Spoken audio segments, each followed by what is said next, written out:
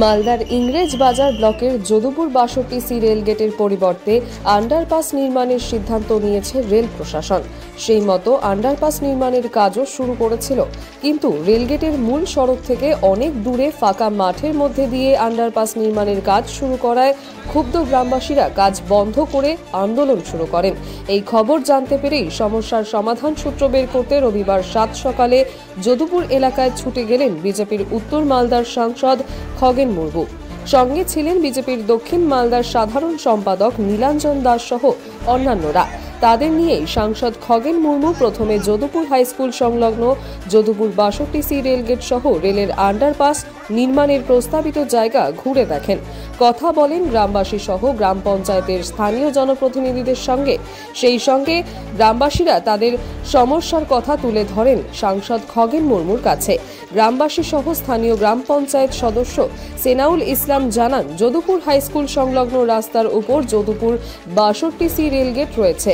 সেই রেলগেট পেরিয়ে আশেপাশের ৭টি গ্রামের কয়েক হাজার মানুষ প্রতিদিন যাতায়াত করেন, কিন্তু সম্প্রতি রেল প্রশাসন রেলগেট বন্ধ করে আন্ডারপাস নির্মাণের সিদ্ধান্ত নিয়েছে। সিদ্ধান্ত মোতাবেক গত ২৬ তারিখে আন্ডারপাস নির্মাণের কাজ শুরু করে, কিন্তু কাজ করা হচ্ছিল রেলগেট থেকে প্রায় ৪০০ মিটার দূরে নির্জন মাঠের মধ্যে। ওই এলাকায় আন্ডারপাস নির্মাণ হলে রাতবিরেতে ছাত্রছাত্রী সহ মহিলাদের যাতায়াত করা দুষ্কর হয়ে পড়বে। অনেকটাই ঘুরপথে যাতায়াত করতে হবে, তাই তারা রেলগেটের কাছেই রেলের আন্ডারপাস নির্মাণের দাবিতে কাজ বন্ধ করে দিয়েছেন। তারা চান রেলগেটের আশেপাশেই রেলের আন্ডারপাস তৈরি করা হোক। গ্রামবাসীদের কাছে সমস্ত ঘটনা শুনে উত্তর মালদার বিজেপি সাংসদ খগেন মুর্মু জানান, গ্রামবাসীরা ন্যায্য দাবি করেছেন, তাই এই দাবি নিয়ে তিনি রেল প্রশাসনের সঙ্গে কথা বলবেন, দ্রুত সমস্যা সমাধানে প্রয়োজনীয় উদ্যোগ নেবেন। যেটা গ্রামবাসীর যে বক্তব্য, ওরা যা বলেছেন, এটা সত্যিই তা মনে হচ্ছে যে নির্জন এলাকা দিয়ে রাস্তা করলে এলাকার মানুষের সমস্যা হবে।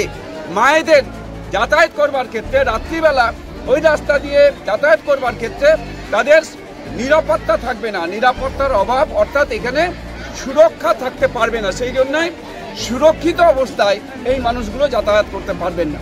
তাই আমার মনে হচ্ছে আজকে এখানকার জনসাধারণ, এখানকার যারা শুভ বুদ্ধি সম্পন্ন মানুষ যারা আজকে দাবি করছেন, এটা তাদের যথাযথ। সুতরাং এই বিষয়েতে আজকে দেখেছি আমি এই ব্যাপারেতে আবার একবার সবাইকে নিয়ে বসে আলোচনা করে যাতে এটা সমাধান করা যায়, এটা ডিআরএমের সাথে, আমাদের এখানে ডিআরএম সাহেব আছেন, তার সাথে আলোচনা করে এটাকে সমাধান করবার আমরা চেষ্টা করব।